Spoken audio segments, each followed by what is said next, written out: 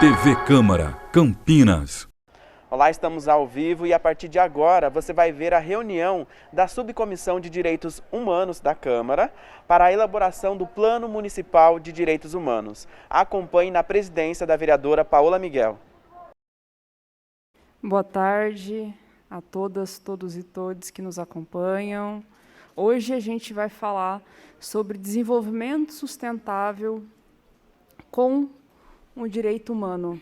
A gente tem discutido muito nesse último período como que a gente pode ter o desenvolvimento sustentável do nosso planeta, né?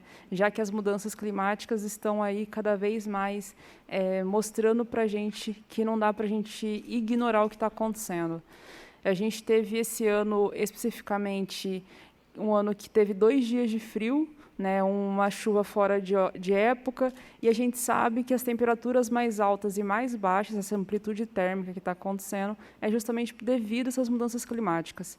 Então, quando a gente discute um desenvolvimento sustentável, principalmente nesse contexto de pandemia, onde a gente começou a produzir mais lixo, por estarmos mais em casa e, principalmente, por ter um número maior de embalagens, né, já que agora tudo é individualmente, tudo é embalado de outra forma, a gente começou a pedir mais entregas com os aplicativos, a gente começou a perceber a necessidade de ter um desenvolvimento sustentável para não poluir mais ainda o nosso planeta.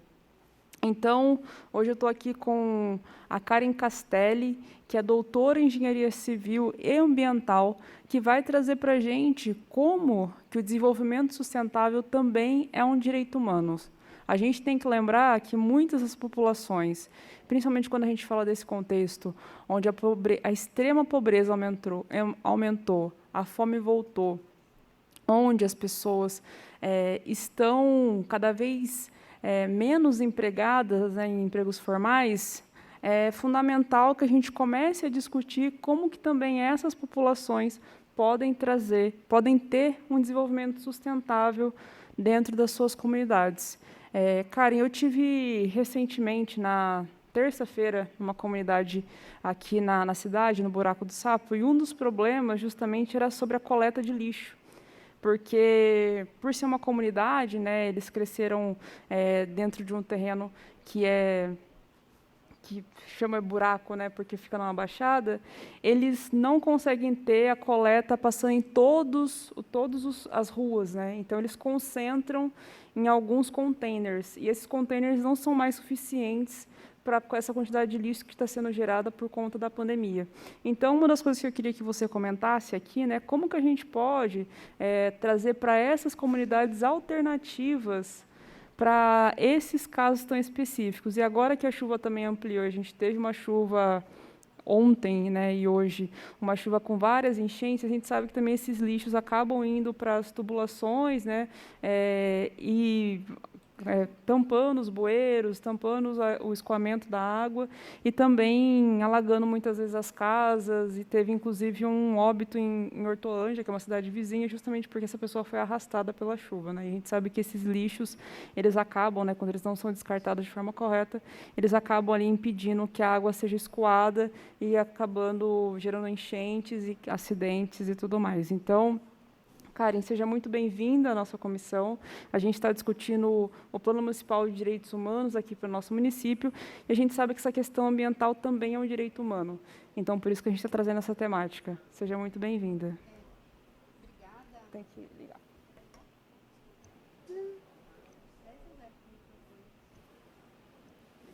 Não.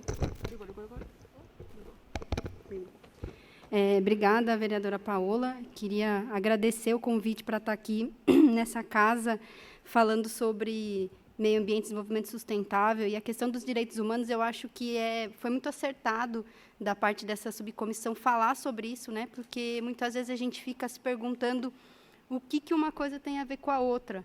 Mas não é possível a gente ter uma sociedade justa, digna e com direito humano se a gente não tiver uma sociedade sustentável. Eu vou responder as suas perguntas, mas eu vou fazer um panorama geral um pouco sobre o que é sustentabilidade, né?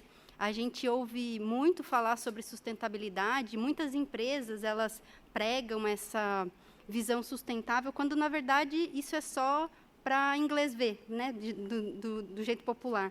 A sustentabilidade ela é um conceito traçado que ela tem um tripé, e assim como um banco, que se você tirar um desses pés, ela para de funcionar. Então, não é só uma questão ambiental. É o meio ambiente justo, é o meio ambiente correto, é a sociedade justa e um desenvolvimento econômico viável. Então, quando a gente está falando de sustentabilidade, a gente tem que pensar em políticas públicas que visem essas três esferas.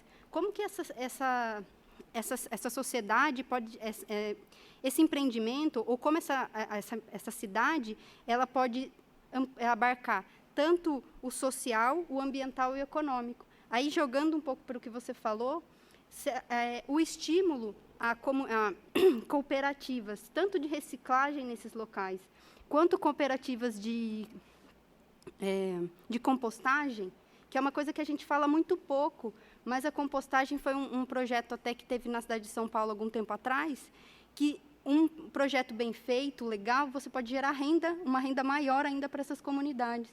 E você deixa de ter todo esse lixo jogado nos rios, nos córregos. E como você mesmo disse, a gente vem de uma sociedade que está cada vez mais consumindo e agora consumindo mais plástico e sem pensar em alternativas que sejam viáveis para toda a sociedade. Então, quando a gente fala de desenvolvimento sustentável, é isso que a gente está falando. A gente está falando em alternativas técnicas que sejam melhores para as pessoas, para a economia e para o meio ambiente. Então, muitas vezes, essas alternativas podem até ser mais impactantes para o ambiente. Eu vou te dar um exemplo. Algumas comunidades que na Amazônia Legal consomem castanha do Pará. Então, essa comunidade ela faz essa coleta da castanha e ela vende para uma grande indústria. Só que ela ganha muito pouco para fazer essa coleta. Se ela tivesse a condição de fazer uma primeira industrialização, uma primeira manufatura nisso, para vender para essa grande empresa, ela ia ganhar muito mais, você ia ter uma sociedade mais desenvolvida. O impacto ambiental inicial ia ser um pouco maior, mas a longo prazo, economicamente, ia ser mais justo. Então, quando a gente fala de desenvolvimento sustentável, a gente tem que, eu acho que se despir de uma visão conservadora em relação às coisas, mas pensando em como que aquele empreendimento, aquela atividade vai garantir uma vida melhor para as pessoas, uma vida economicamente mais justa para as pessoas, de forma a impactar menos o ambiente. E aí eu queria falar um pouco sobre a questão das mudanças climáticas, né? Afinal de contas, a gente está essa semana na COP, acho que de Copenhague, para falar sobre mudanças climáticas, e o Brasil, infelizmente, é um dos países que está pouco bem visto nessas questões, devido a tudo isso que a gente tem visto no Brasil no último tempo, né? E aí, quando a gente fala quais são os direitos humanos que, com as mudanças climáticas, com essas alterações no clima, como você bem disse, de dias muito frios e dias muito quentes, ela pode impactar na sociedade e nos direitos humanos. O primeiro deles é o direito à vida.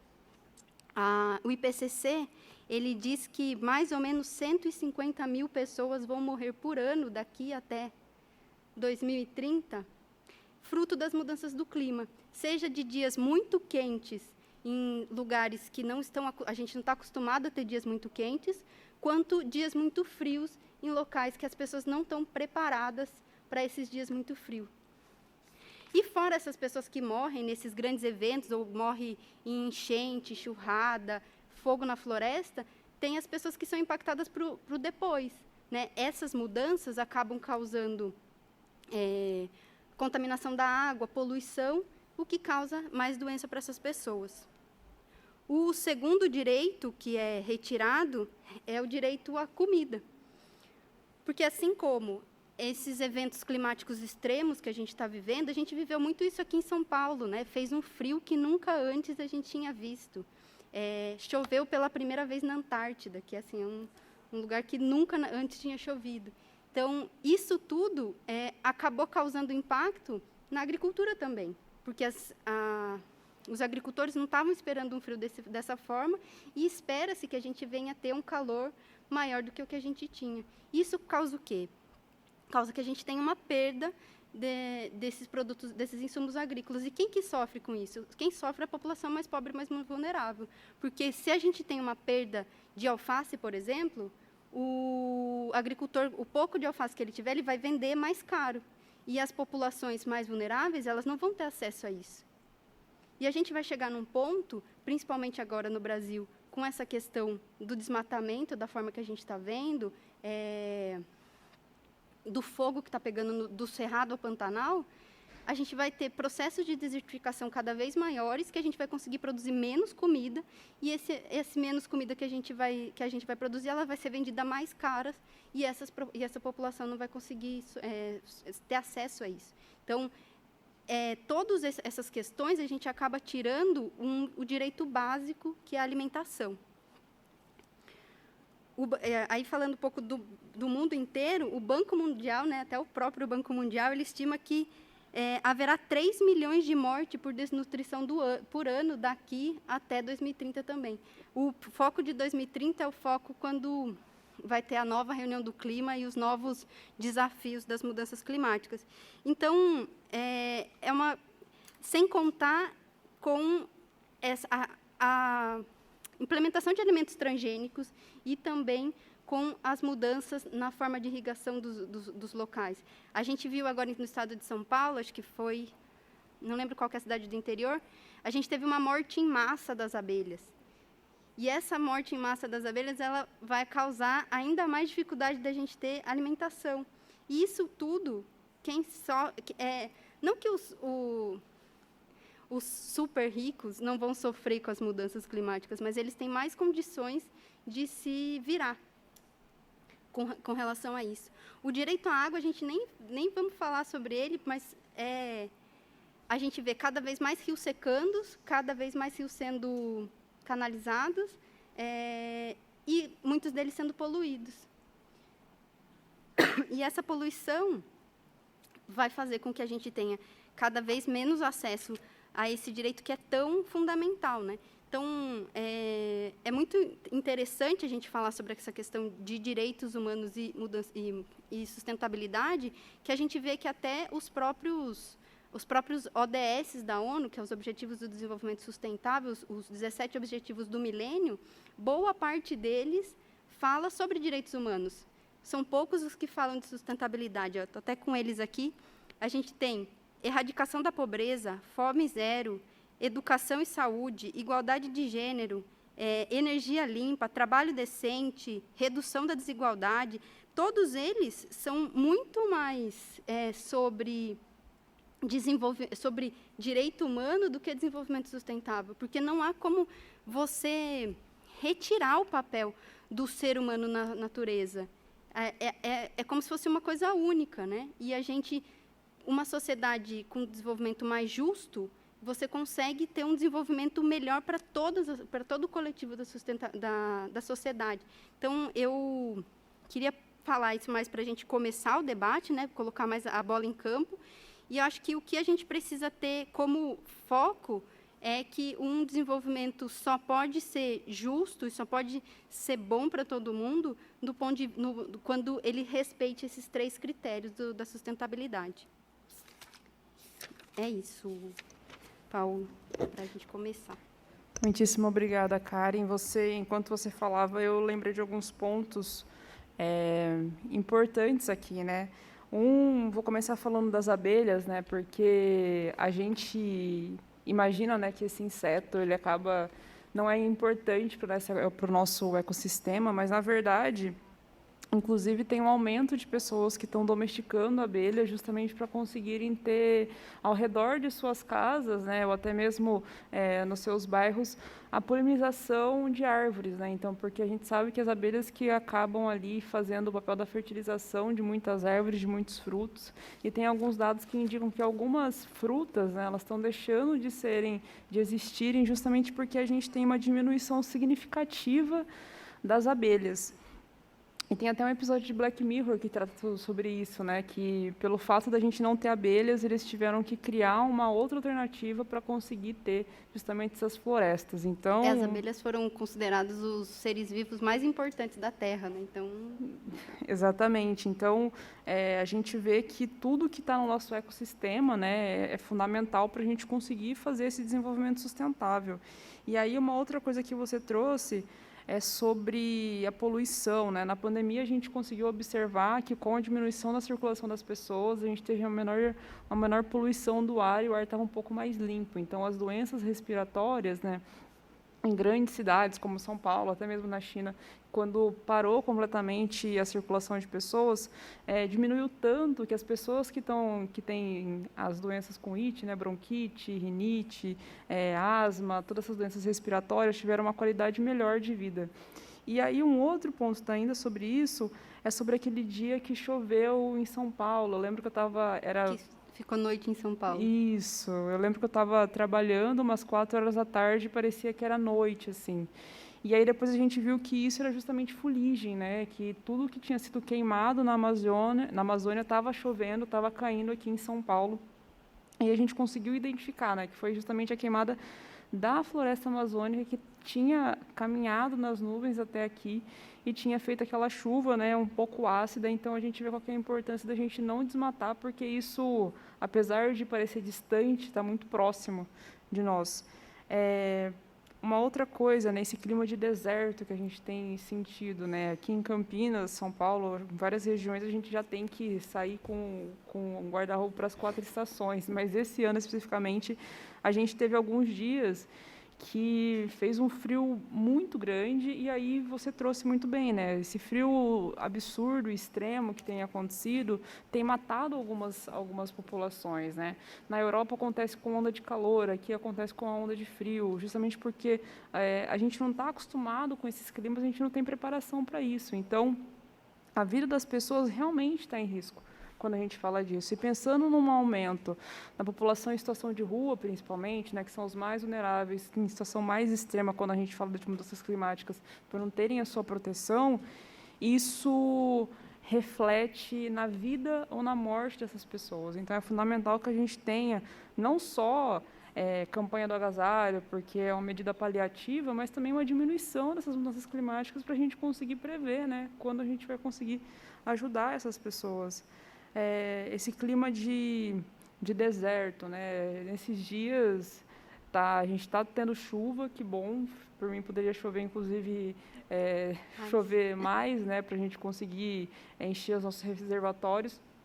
Mas o clima seco, né, e com a gente voltando para a circulação, para a normalidade, a gente tem percebido, até mesmo quem não tem doenças respiratórias, a dificuldade que é respirar com máscara, fazer exercício, nos locomovermos. Então, é fundamental que a gente tenha essa umidade do ar. E a gente não consegue resolver isso. A gente não consegue criar medidas além da chuva para resolver isso. A alternativa a gente sabe que é poluir menos, para a gente conseguir ter um ambiente, né, um clima mais sustentável, um clima mais adequado para a gente conseguir viver. E aí eu gostei também muito, deixei para falar por último, justamente sobre a cooperativa de compostagem e a cooperativa de reciclagem. Aqui na nossa cidade a gente tem uma dificuldade com podas e remoções de árvores, né? Mas quando elas estavam sendo feitas, isso era levado para um local, né? E aí esses projetos, inclusive, de poda, de compostagem, esses projetos que a gente pode trazer para a população, para que a gente consiga ter a população participando disso, são fundamentais para a gente diminuir o impacto ambiental nessas regiões, já que todo o lixo, né, e esgoto não tratado acaba indo para cidades ali, para o manancial da nossa cidade, para os rios. a gente conseguiria diminuir um pouco isso e a gente conseguiria ter, inclusive, muitas vezes, um fomento na agricultura, né, de pequenas famílias, agricultura familiar na nossa região, que seria fundamental para a gente conseguir dar um pouco de segurança alimentar para muitas regiões, né? A questão do alimento, eu acho que a gente não precisa de muito, né? O alimento, ele já está mais caro, ele já está, não só quando a gente fala de carne, né? Sim. Porque a gente tem dado muito esse exemplo de que a gente não consegue mais comprar carne, virou linguiça, linguiça virou frango, frango virou ovo, e agora a gente não tem mais ovo, né? A gente está só no arroz. Todo mundo vai virar vegano, né? Exatamente, todo mundo vai virar vegano, mas a gente está num ponto que o arroz está tão caro que até mesmo em Campinas, quando eles estavam distribuindo cesta básica para as crianças na pandemia, eles substituíram um mês o arroz por macarrão, porque não tinha, as distribuidoras não conseguem comprar para fazer o valor da cesta básica naquele valor. E aí os outros alimentos, com a alta do combustível também, estão ficando absurdos. Então, assim, quando a gente fala de uma alimentação completa, que a gente inclui muitas vezes alguma verdura, algum legume, esse preço também está alto. Então, as pessoas também não conseguem consumir. Então, esse aumento dos alimentos, né, e aí passando pela cesta básica, dos alimentos básicos, está gerando uma desnutrição que está fazendo o Brasil voltar para o mapa da fome. Então, quando a gente fala dessa questão ambiental, eu acho que foi muito importante sua fala, justamente para a gente conseguir linkar todas essas coisas. Porque as pessoas acham que está distante, as pessoas acreditam que, não, o impacto ambiental é só a questão do clima, o impacto ambiental é só o calor e o frio extremo, mas não é isso. Ele reflete também, como você trouxe também, talvez na vida ou na morte de alguém. Isso pode gerar 150 mil mortes pelas variações climáticas, pode gerar um clima de deserto suficiente, não só para a gente não conseguir respirar, mas para a gente não conseguir plantar. Pode gerar a destruição das abelhas, que depois a gente não vai conseguir, lá na frente, ter frutas de árvores, porque não tem quem faça essa polinização. Então, todos esses desenvolvimentos sustentáveis, e aí tem algumas práticas que eu acho que também é importante a gente colocar, que foi, aqui em Campinas a gente teve a lei, né, que proíbe a utilização de canudos para canudos reutilizáveis, a gente tem algumas iniciativas, né, quando a gente começou a produzir mais plástico, de voltar a utilizar aquelas garrafas de vidros que são reutilizáveis, não só de plástico que são descartáveis.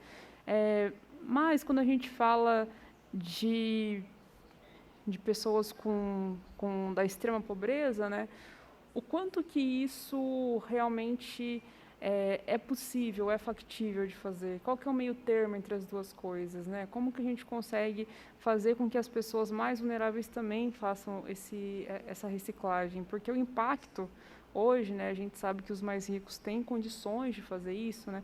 Inclusive têm condições de gerar menos lixo justamente por terem condições de adquirir produtos mais caros que têm essa preocupação ambiental. E só um último ponto que a gente teve ontem na discussão da Comissão de Ciência e Tecnologia sobre energia limpa. A gente viu que no Brasil a gente está pagando a energia mais cara do mundo, porque a gente está usando as termoelétricas, que é um desastre total para quando a gente fala da questão ambiental. Tem outras alternativas de produção de energia, né? Energia eólica, energia solar, um prédio como esse que é grande, né, que a gente tem um espaço no seu telhado para construir essas alternativas, né? Se você tem algum dado que a gente possa trazer aqui, de quanto que isso reflete não só na economia, né, de quando a gente fala de geração de energia, mas também do impacto ambiental sobre isso. E eu queria agradecer aqui a presença do Carlos, né, representando o vereador Gustavo Peta, que está aqui com a gente desde o começo. Também dizer que a Karen foi diretora, né, de Sorocaba, de Desenvolvimento Sustentável. Fui secretária de Meio Ambiente em Sorocaba. Secretária de Meio Ambiente em Sorocaba. E trazendo essas perspectivas, né, de como que foi na prefeitura essa mudança e como que o poder público também pode tentar se adequar para esse novo momento. Bom, Paula, acho que foram muitas coisas, eu vou tentar ir falando alguma delas, eu fiquei prestando atenção em você falando, acabei esquecendo de anotar, mas aí você vai me dando toques novamente. É muito importante isso que você falou do dia que ficou escuro, né, em São Paulo. Tem uma ideia que chama os rios voadores, né, que são os rios voadores que eles vêm lá da Amazônia. Porque o que acontece? Vou explicar o ciclo da água. A água evapora, ela faz a formação de nuvem, e essas nuvens elas são carregadas pelos ventos. Então, toda a água que a gente tem aqui, toda a chuva que a gente tem em São Paulo, em todo o sudeste do Brasil, ela vem dessa evapotranspiração da floresta que acontece na Amazônia. Então, isso foi muito perceptível, que quando choveu lá, veio com a água essa fuligem. Então, hoje, quando a gente fala que teve, eu nem lembro quantos milhões de metros quadrados foram desmatados na Amazônia, foram queimados, isso vai deixar de ter essa transpiração da floresta. E qual que vai ser o impacto disso aqui na nossa cidade? A água, gente, ela não vai acabar. Quando eu faço uma brincadeira com as minhas crianças da educação ambiental, que eu falo que a água que você bebe hoje foi xixi do dinossauro. Então, a água não acaba. Ela não vai deixar de existir. Mas o problema é onde essa água vai estar. Quando a gente fala no contexto das cidades, é muito importante a gente pensar sobre a questão do saneamento básico. Eu acho que é o principal problema de toda a cidade grande do tamanho de Campinas, do tamanho de Sorocaba, é a gente pensar em como que a gente pode fazer, não só na Coordenadoria de Meio Ambiente, mas pensando com o planejamento e o Departamento de Águas, alternativas de desenvolvimento sustentáveis, na questão do saneamento básico. A gente tem, eu estou fazendo um projeto lá em Minas Gerais, na bacia do Rio das Velhas. A gente tem uns negócios que chama TEVAPs, que são pequenas centrais de evapotranspiração, são pequenas estações de tratamento de sanitários, para a gente conseguir garantir que a água que chegue nos rios, ela chegue com uma qualidade um pouco melhor, e dar o saneamento básico para pequenas comunidades. Essas TEVAPs, você pode até reaproveitar esse resíduo que fica nessa região. No contexto da reciclagem, quando a gente fala de não ter acesso, né, é isso. Não sei como é aqui, mas em Sorocaba, quando eu era secretária, a gente tinha 3% só de reciclagem em Tá frio. A gente tinha só 3% da cidade com coleta seletiva. E isso faz com que você tenha desmobilização das pessoas. Porque se você não tem aí eu acho que é o papel do poder público. Ele incentivar as cooperativas, dar condição para que essas cooperativas aconteçam, educar as pessoas que estão, muitas vezes, em estado de vulnerabilidade, que pode ser uma alternativa econômica viável para elas. Então, eu acredito até que o poder público poderia montar as cooperativas e trazer essas pessoas até elas conseguirem começar a se movimentar. Porque é muito frustrante, aí até para uma dona de casa média, ou para uma pessoa, para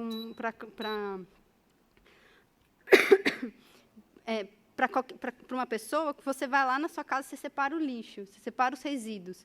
E aí você não tem ninguém que passe lá e busque esse resíduo para você.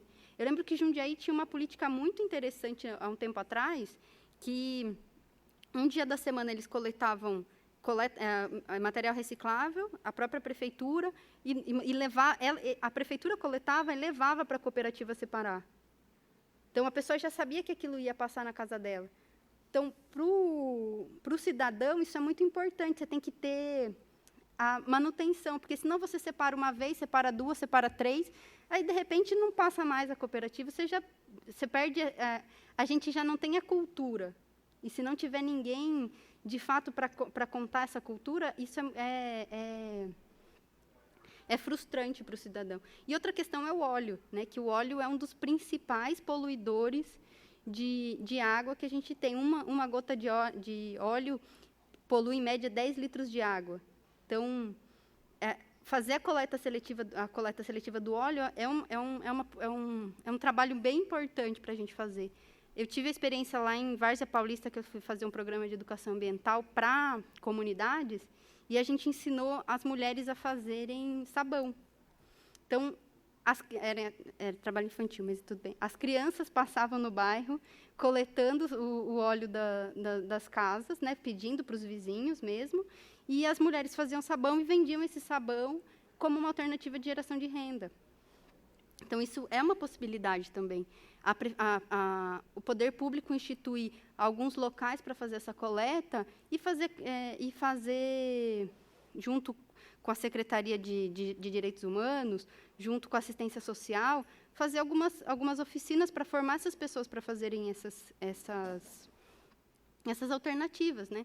E a gente tem uma frase bem clichê, eu não gosto muito desses clichês, mas essa vale a pena, quando a gente fala que meio ambiente é você pensar globalmente e agir localmente. Porque se eu pensar assim, está tendo mudança climática, os dias vão ficar cada vez mais quentes ou mais frios. O que eu posso fazer aqui? Eu não posso fazer nada. Mas se eu deixar de jogar óleo na pia, eu vou deixar de poluir a água, eu vou ter mais água para a gente, é uma alternativa que eu posso fazer. Se eu deixar de consumir tanta energia, principalmente agora, como você mesmo disse, que a gente, pela primeira vez, desde que eu me lembre de energia, a gente está voltando até as termoelétricas. Se eu deixar de consumir tanta energia elétrica, não sou eu, mas é eu como sociedade, a gente vai ter menos impacto na emissão de carbono. E quando você fala das energias alternativas, que nem são tão alternativas assim, né, já são energias limpas, é isso, um prédio desse tamanho poderia gerar energia para o prédio todo e ainda devolver energia para a CPFL, ou para a empresa de energia de vocês. Numa casa pequena, uma casa média, essas empresas que vendem placas termoelétricas, elas têm dito que você consegue gerar energia para casa, para uma família média de 5 pessoas, e devolver ainda 300 quilowatts por mês para o sistema. Então, essas seriam alternativas importantes para a gente começar a pensar. Pensar numa frota elétrica para Campinas, que tem uma grande área que precisa de bastante ônibus. Pensar nos prédios públicos, colocar essas alternativas de energia solar nas próximas construções, pensar nessas questões. Eu lembro que uma vez, no Rio, tinha uma discussão para fazer os IPTUs verdes. Então, eram alguns, eu não lembro se eram 5 critérios, mas eu vou constar o que eu me lembro. Então, se você ia construir um grande empreendimento, cada um dos critérios que você colocava, você tinha uma redução do seu IPTU. Né? Então, era telhado verde, parede branca, não ter vidro, né? Porque aquelas paredes de vidro, elas são muito reflexivas e elas acabam garantindo que você tenha que ter mais energia elétrica dentro do local, porque você precisa de um ar-condicionado mais forte. Fazer reaproveitamento de água de chuva, que também você deixa de aproveitar a água do sistema. E era energia solar. Então, são alternativas que a gente pode começar a incentivar a prefeitura e o poder público como um todo para que a gente vai conseguir garantir uma melhor qualidade de vida para as pessoas e uma diminuição, nem que seja muito pontual, dessa qualidade ambiental para todo mundo. Né? Uma questão que você falou, até um projeto que eu tenho na minha cabeça, assim, que pode dar certo ou não, é sobre a questão do acesso à alimentação mais saudável. Né? A gente tem, hoje, no Brasil, muita gente que está estudando essas PANCs, que são as plantas alimentícias não convencionais. Então, por que não a gente tentar utilizar essas PANCs para fazer arborização urbana, ou usar essas PANCs para colocar nas praças como jardinagem?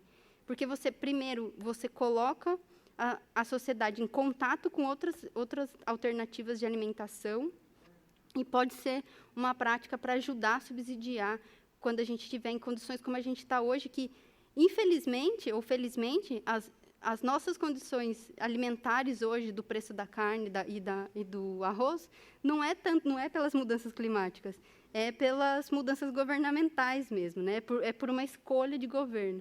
Então, eu acho que são essas pequenas alternativas que a gente pode pensar aqui em Campinas, Paula, para a gente começar como como a Comissão de Direitos Humanos, pensar nessas questões transversais, né?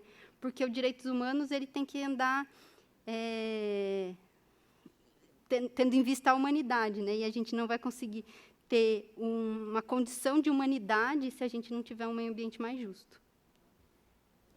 Não, muitíssimo obrigada mais uma vez. Eu anotei aqui, né? Só ia pedir para você repetir a questão dos VAPs que você trouxe. Chama TVAPs. Ah. Eu posso depois entregar para o Carlos alguns documentos sobre isso.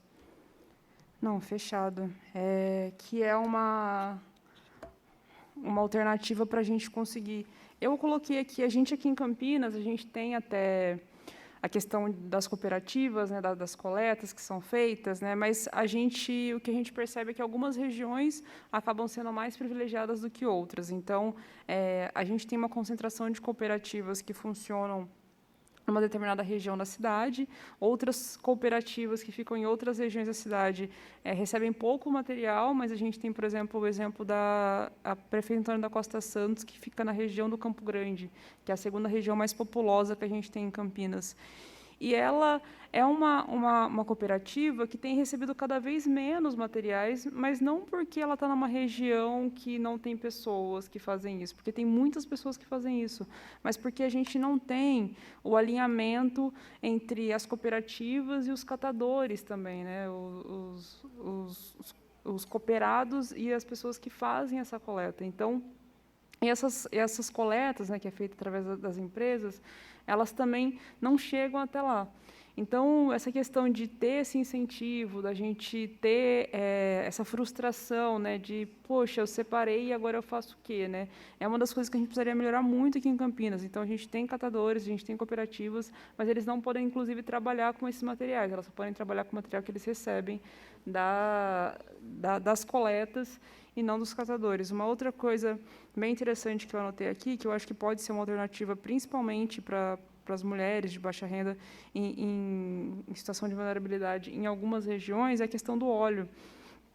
Porque a geração de sabão, né, ela é uma alternativa para esse óleo, que é uma das coisas que mais poluem e a gente acaba utilizando todos os dias. Né? A gente utiliza diariamente óleo quando a gente faz alimentos. Então, essa questão do sabão, né, é uma alternativa para a gente conseguir gerar renda, principalmente para as mulheres, em oficinas, e também para a gente dar uma resposta, né, essa questão do agir localmente, como que a gente pode resolver esses problemas.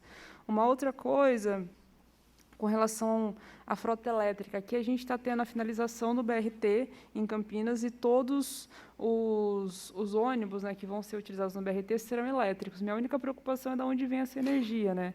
Se vem da termoelétrica, não é uma energia tão limpa. Né? A gente sabe que a autonomia, quando a gente fala de veículos elétricos, é um dos problemas que a gente tem. E também é uma discussão do porquê que muitos países são contra, né, essa instalação de veículos elétricos. Né? Por exemplo, países que geram energia através da queima de carvão. Isso não é sustentável. Não é sustentável, assim, acaba sendo, não sei se ficam elas por elas, mas acaba ali trocar 6 por meia dúzia, né? Então a gente precisa ter uma fonte limpa e renovável para a gente conseguir implementar. O IPTU verde, eu acho que é uma das coisas mais legais que dá para a gente tentar trazer aqui para o município de Campinas. Acho que tem muitas pessoas já pensando em como trocar, né, colocar painéis solares, até porque no preço que está a energia, você investir no painel solar a longo prazo acaba sendo mais barato para você, tem uma economia financeira, principalmente quando a gente pensa de casas, e algumas regiões da cidade tem esse ponto muito importante, e ter a redução do IPTU. Né? A gente aqui tem aprovado na Câmara algumas reduções, né, para galpões, na perspectiva da gente conseguir ter um maior empreendimento para a cidade. Então, ter uma redução de IPTU pensando no desenvolvimento sustentável da nossa cidade, eu acho que é fundamental também. As planks, eu já li um pouco sobre isso, né? Sou uma entusiasta aí quando a gente fala de hortas, fitoterápicos e agricultura familiar. Então, mas não sei, mas confesso que não me aprofundei quando a gente fala de alimentação com essas planks. Né? A gente tinha uma ideia de trazer para a cidade plantação de árvores frutíferas em praças, principalmente, né, porque a gente sabe que quando a gente faz isso próximo ao asfalto, tem o problema das frutas caírem, os carros deslizarem. Tem até uma cidade, inclusive, que um dos maiores problemas que ela tem é justamente por isso, né, por ficar num canteiro de uma das principais vias, e tentar gerar um alimento mais próximo da população, né, dar um contato, né, entender que aquilo também pode ser comida, além dessas coisas super industrializadas que a gente está tendo, né? A gente, não sei exatamente qual momento isso aconteceu, mas eu acho que a gente caminhou muito para a super industrialização dos alimentos. Aí a gente começou a se afastar um pouco disso num período recente, né, com a maior divulgação do veganismo, do vegetarianismo também. E a gente está voltando para a super industrialização de novo, neste momento, mas com a alta dos preços a gente está caminhando no sentido contrário novamente, porque não tem dinheiro para sustentar tudo isso, né? Então, isso, quando a gente fala de alimentação escolar, quando a gente fala de alimentação de grandes populações, a gente tem caminhado no sentido de estar um pouco mais saudável, até porque a gente entendeu que quando a gente alimenta nossas crianças com esses alimentos super industrializados, a gente pode gerar muito mais cedo problemas de saúde que poderiam ser evitados, né, como era no passado. E na pandemia, né, só para concluir, uma das coisas que a gente observou, né, é que quando você para de fazer exercício, né, ficar em casa, assim, por mais que você se exercite, não é a mesma coisa de que estar na rua, correndo, se exercitando, tal e tudo mais. Há uma necessidade de você ter uma alimentação um pouco melhor para você garantir saúde, né, também, né, estar trancado em casa, e tem alguns alimentos que podem te dar uma saúde mental também, né? Inclusive, quando a gente ingere um número grande de gorduras e açúcares, a gente percebe que existe um maior aumento da ansiedade e estresse, diferente de quando você tem uma alimentação com um pouco menos desses alimentos. Não que isso vá resolver o problema que a gente tem no atual momento da nossa sociedade com relação à saúde mental, mas tem alguns estudos que mostram que ajudam, pelo menos, a garantir algumas coisas. Então, essas são as minhas considerações. Fiz algumas outras anotações aqui para procurar os projetos nas cidades, né, Jundiaí, Várzea Paulista, Rio de Janeiro, para depois a gente conseguir trazer também para a nossa cidade. Legal, Paulo. Eu só queria comentar um pouco sobre essa questão da saúde mental, né? Inclusive, foi um capítulo da minha tese de doutorado que eu falava sobre a questão de você estar perto de ambientes melhores, assim. Tem um pesquisador que ele fez um experimento com alguns pacientes que estavam hospitalizados, os que tinham, na própria UTI, os que tinham capacidade de ver um campo verde, ver mata, ver planta, ver um ambiente mais natural, se recuperavam muito melhor, muito mais rápido do que os pacientes que não tinham esse contato. Então, para mais do que para a saúde física, estar em contato com ambientes mais naturais acaba ajudando muito na questão da saúde mental mesmo, porque a gente consegue ter... A gente acha que a gente é moderno e a gente deixou de ter os nossos instintos e deixou de ter as nossas necessidades biológicas. Já acabaram porque a gente está nesse mundo moderno todo remodelado. Mas não, né? No nosso subconsciente, a gente ainda precisa estar em contato com ambientes mais naturalizados possíveis, né? E eu queria agradecer o convite, dizer que eu estou à disposição se precisar de ajuda para projetos, o que vocês precisarem aqui na prefeitura. Eu posso depois passar para vocês alguma dessas coisas que eu falei, das TEVAPs, um pouco das hortas, e sobre essa questão do IPTU, que eu acho que eu tenho alguns materiais, e é isso. Eu queria agradecer o convite do Gustavo Peta para estar aqui e agradecer o convite aqui da subcomissão, para falar um pouquinho com vocês. Imagina, eu agradeço. Sou muito entusiasta dessa questão ambiental, principalmente quando a gente fala de dar alternativas sustentáveis para a nossa cidade, né? Pequenas iniciativas, né, caseiras, a questão da compostagem. Tem alguns amigos que fazem compostagem em casa, inclusive, justamente para tentar diminuir a quantidade de lixo.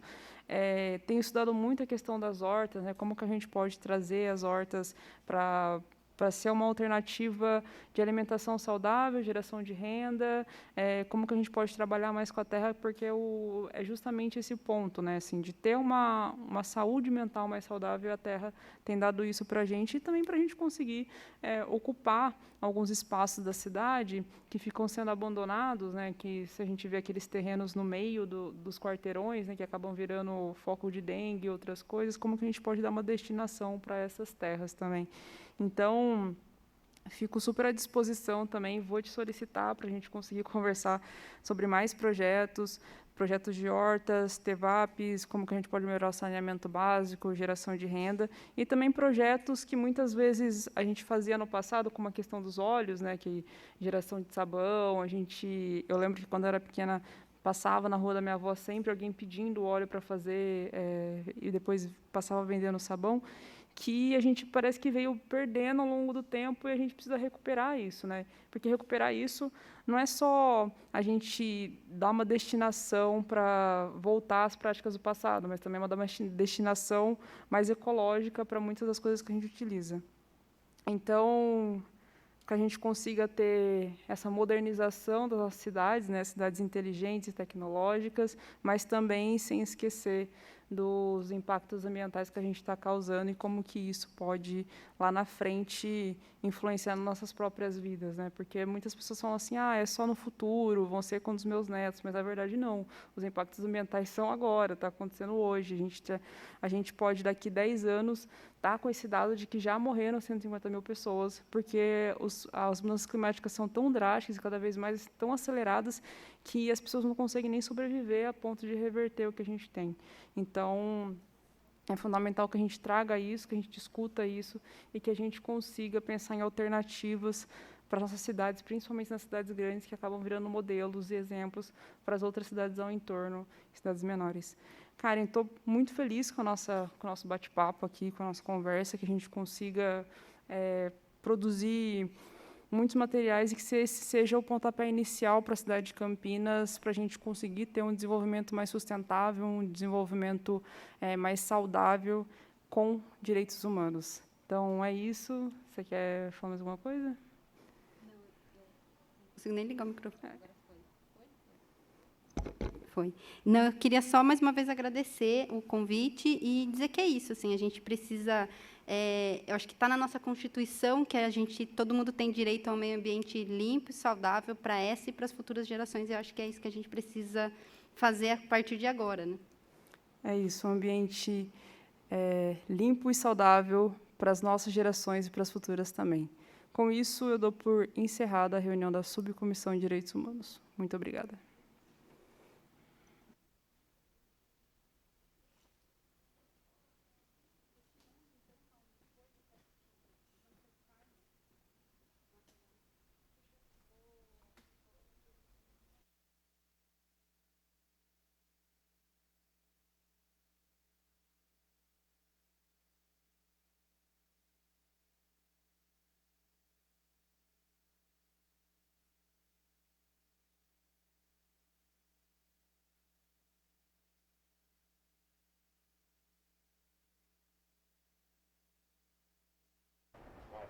Converso agora com a vereadora Paola Miguel, ela que é presidente da Subcomissão de Direitos Humanos aqui da Câmara. Vereadora, que balanço a senhora faz a respeito do encontro de hoje?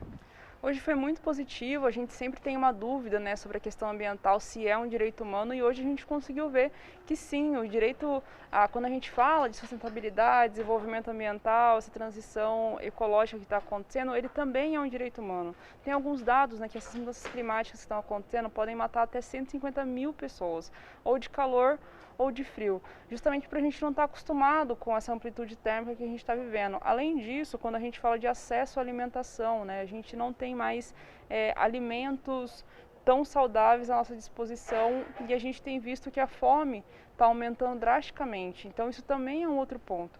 E um ponto muito interessante que as pessoas pouco olham é justamente sobre a extinção das abelhas, que podem parecer uma coisa muito pequena, mas são elas que fazem a polinização das árvores frutíferas, né, que a gente tem. Já tem até alguns estudos que algumas espécies de frutas estão morrendo junto com as abelhas. Então, toda a questão climática, conforme foi exposto aqui pela especialista, afeta a vida da pessoa, seja financeiramente ou seja na vida, né? Sim, afeta e muito, porque a gente tem observado, né, que quando a gente fala economicamente, a gente está gerando mais lixo, produzindo mais embalagens, a gente está cada vez mais descartando essas coisas. E a gente poderia utilizar esses materiais para a gente reciclar, ter um ambiente mais saudável e um descarte que a gente tinha muito no passado, eu até comentei, a questão do óleo, que é uma das coisas que mais poluem e que a gente não se importa. Então, uma gota de óleo pode contaminar até 10 litros de água. Se a gente der o descarte correto para o óleo, ele pode virar um sabão, gerar renda para as pessoas, né? E a gente acaba não poluindo o nosso meio. Então, essas pequenas alternativas conseguem dar uma qualidade de vida melhor, uma renda maior para as pessoas e ainda por cima a gente consegue garantir um planeta vivo, saudável para as nossas futuras gerações. Vereador, e quais temas a comissão está preparando para trazer aqui para a Câmara para discussão? Quais são os próximos passos? Mês que vem a gente entra no mês de novembro, né, que tradicionalmente é o mês da consciência negra, e a gente quer fazer um debate sobre segurança pública, né? A gente tem aqui no estado de São Paulo a polícia que mais mata, mas também a polícia que mais morre. É sempre importante que a gente converse com os dois lados da moeda, né? Com quem está morrendo justamente por essa ação policial drástica, que a gente acredita que é uma política de Estado, porque atinge principalmente os jovens negros e periféricos, mas também aqueles que são trabalhadores do serviço público e que não têm muitas vezes uma condição de trabalho adequada para executar aquilo que é necessário. E acaba também gerando muitas vezes a morte desses policiais que também, por incrível que pareça, são negros e são não de baixa renda, né, como aqueles que são mortos, mas não são da classe alta. Então é fundamental que a gente entenda por que os dois lados, que são negros e são pobres, estão morrendo pela mesma política de genocídio, só que de formas diferentes. Vereadora, muito obrigado pela entrevista. Eu que agradeço, conte sempre comigo. Encerrada aqui a transmissão ao vivo da reunião da Subcomissão de Direitos Humanos e logo mais nós retornaremos ao vivo com mais comissão especial de estudos.